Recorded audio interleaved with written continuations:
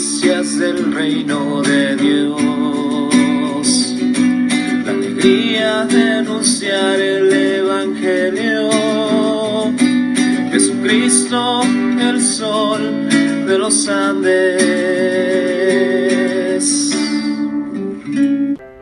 Invoquemos la presencia de la Santísima Trinidad, en el nombre del Padre, del Hijo y del Espíritu Santo. Amén.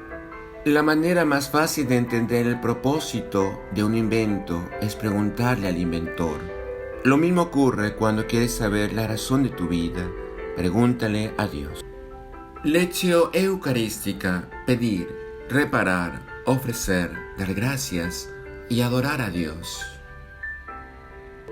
Primera lectura del libro de la sabiduría. Se dijeron los impíos: acechemos al justo que nos resulta fastidioso. Se opone a nuestro modo de actuar, nos reprocha las faltas contra la ley y nos reprende contra la educación recibida. Veamos si es verdad lo que dice, comprobando cómo es su muerte. Si es el justo, es hijo de Dios, Él lo auxiliará y lo librará de las manos de los enemigos. Lo someteremos a ultrajes y torturas para conocer su temple y comprobar su resistencia. Lo condenaremos a muerte ignominiosa, pues según dice, Dios lo salvará. Palabra de Dios. Al Salmo 53 respondemos: El Señor sostiene mi vida. Oh Dios, sálvame por tu nombre, sal por mí con tu poder. Oh Dios, escucha mi súplica, atiende a mis palabras. El Señor sostiene mi vida. Porque unos insolentes se alzan contra mí y hombres violentos me persiguen a muerte sin tener presente a Dios. El Señor sostiene mi vida. Dios es mi auxilio. El Señor sostiene mi vida. Te ofreceré un sacrificio voluntario, dando gracias a tu nombre, que es bueno. El Señor sostiene mi vida. Segunda lectura de la carta del apóstol Santiago. Queridos hermanos, donde hay envidia y rivalidad hay turbulencias y todo tipo de malas acciones. En cambio, la sabiduría que viene de lo alto es, en primer lugar, intachable. Y además es apacible, comprensiva, conciliadora, llena de misericordia y buenos frutos, imparcial y sincera. El fruto de la justicia se siembra en la paz para quienes trabajan por la paz. ¿De dónde proceden los conflictos y las luchas que se dan entre vosotros? ¿Justamente de esos deseos de placer que pugnan dentro de vosotros? Ambicionan y no tienen, asesinan y envidian y no pueden conseguir nada, luchan y hacen la guerra y no obtienen nada porque no piden. Piden y no reciben porque piden mal, con las intenciones solo de satisfacer vuestras pasiones. Palabra de Dios. Proclamación del Santo Evangelio según San Marcos, capítulo 9, versículo 30 al 37. En aquel tiempo Jesús y sus discípulos atravesaron Galilea. No quería que nadie se enterase, porque iba instruyendo a sus discípulos. Les decía: el Hijo del Hombre va a ser entregado en manos de los hombres y lo matarán, y después de muerto a los 3 días resucitará.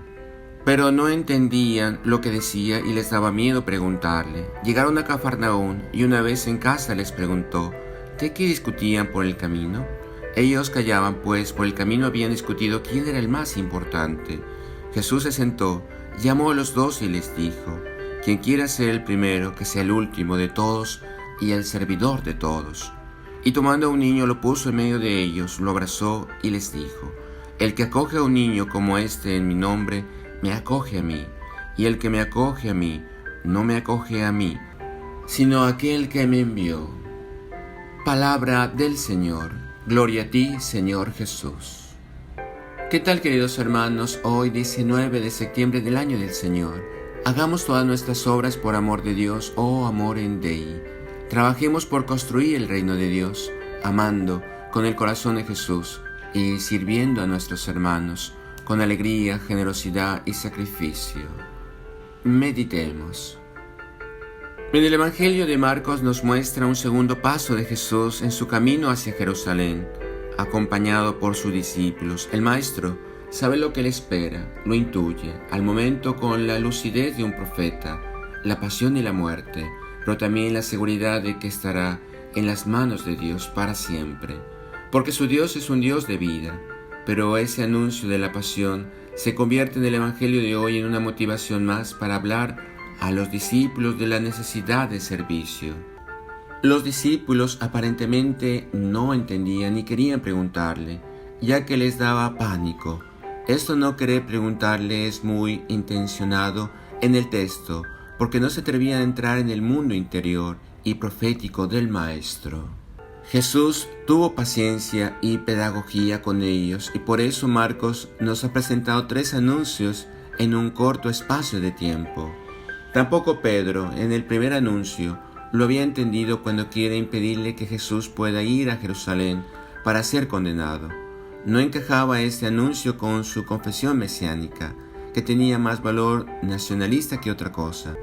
Marcos ha entendido desde ahora en su narración una dirección que no solamente reflejo histórico del camino de Jesús a Jerusalén, sino de enseñanza para la comunidad cristiana, que confesar el poder y la gloria del Mesías es o se puede ser tópico religioso como profético. En realidad, eso es así hasta el final, como lo muestra la escena de Getsemaní, y en la misma negación de Pedro. Los discípulos no entendían de verdad a Jesús, ni siquiera porque le siguieron hasta después de la Pascua. En Cafarnaún, en la casa que es un lugar privilegiado por Marcos para las grandes confidencias de Jesús, porque es símbolo de donde se reúne la comunidad, cuando se explica el sentido de las parábolas. Les pregunta por qué habían discutido por el camino, seguramente de grandezas, de ser los primeros, cuando llegase el momento. Y es que el cristianismo no es una religión de rangos, sino de experiencias de comunión y de aceptar a los pequeños y a los que no cuentan para este mundo. El acoger en nombre de Jesús a alguien como un niño es aceptar a los que no tienen poder, ni defensa, ni derechos. Es saber oír a los que no tienen voz. Son los pobres, los despreciados de este mundo. La tarea, como muy bien se pone de manifiesto en la praxis cristiana que Marcos quiere transmitir a su comunidad. El misterio de la vulnerabilidad humana, lo que Jesús propone a los suyos. Pero los suyos, en este caso los 12, discutían por el camino quién sería el segundo en suceder a Jesús. Y las palabras del Divino Maestro es una enseñanza para toda la Iglesia. La opción por los vulnerables, los pobres, los desprovistos de todo, es la verdadera moral evangélica para este día. Oremos juntos. Señor Jesús, haz mi corazón semejante al tuyo. Reparemos. Te pido perdón, Señor, por querer ocupar los primeros puestos de honor y no seguir el camino del servicio a los más pobres, a los más necesitados. Perdón, Señor. Ofrecimiento. Por amor de Dios, yo enteramente y para siempre me ofrezco y consagro a mi Señor, como oblación y hostia. Amén. Oh Jesús, para ti vivo. Oh Jesús, para ti muero. Oh Jesús, tuyo soy, en la vida y en la muerte. Amén. Acción de gracias. Te damos gracias, oh Dios omnipotente, por todas tus bendiciones. A ti que vives y reinas por los siglos de los siglos. Amén. Adoremos. Ven hostia divina, ven hostia de amor, venas de mi pecho, perpetua mansión. Sagrado corazón de Jesús, en vos confío. Dulcísimo corazón de María, sé la salvación del alma mía. Venerable Padre Julio María Matovelle, ruega por nosotros y por nuestra nación. María, la estrella luciente de los Andes, ruega por nosotros, por América y el mundo. Y la bendición de Dios Todopoderoso, Padre, Hijo y Espíritu Santo, descienda sobre nosotros y permanezca para siempre. Amén. Noticias del reino de Dios, la alegría de anunciar el Evangelio. Jesucristo, el sol de los Andes.